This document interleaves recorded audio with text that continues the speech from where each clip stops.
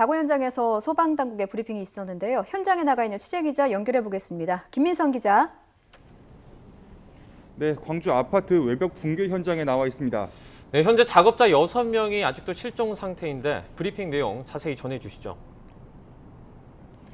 네, 우선 사고 하루 만인 오후 3시 40분쯤 구조대원 20여 명이 건물 안으로 들어간 사실이 파악됐습니다. 조금 전 소방 당국의 브리핑 보셨는데요. 안전진단을 마친 뒤 소방은 오늘 지하 1층에서 3층까지 정밀 점검을 했다고 합니다. 올라가기는 38층까지 올라갔는데 장애물이 많아 정밀 수색은 하지 못했다고 합니다.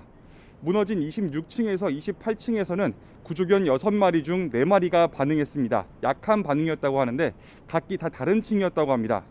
구조견이 현재 반응을 보이는 건 10여 층이 쌓여 있는 곳입니다. 하지만 그 이상 접근하지 못하는 건 그곳이 낭떠러지, 벼랑이기 때문입니다.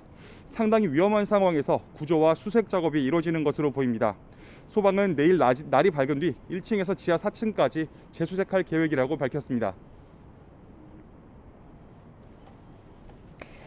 사고 원인을 추정하는 여러 가지 분석이 나오고 있죠. 네, 그렇습니다. 공사 기간을 단축하기 위한 무리한 공사 진행이 원인일 수 있다는 주장이 제기됐습니다. 추운 날에는 콘크리트 작업을 할 때 콘크리트 강도를 일정 수준 이상으로 올리기 위해 온도를 높게 유지해야 합니다. 또 콘크리트를 고치는 양생 기간도 길어지는데요.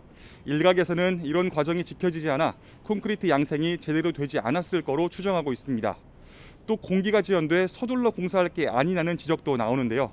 이에 대해 HDC 현대산업개발은 공기가 빠르게 진행되고 있었기에 무리하게 공기를 단축할 필요가 없었다고 반박했습니다. 또 충분한 양생을 거치지 않았다는 주장에 대해서도 사고 발생일 기준 최소 12일에서 18일까지 충분한 양생 기간을 뒀다고 했습니다. 하지만 정작 건물이 왜 무너졌는지에 대해서는 명확한 설명을 내놓지 못하고 있습니다. 이와 관련해 수사기관도 붕괴 원인을 찾기 위한 수사에 곧바로 착수했습니다.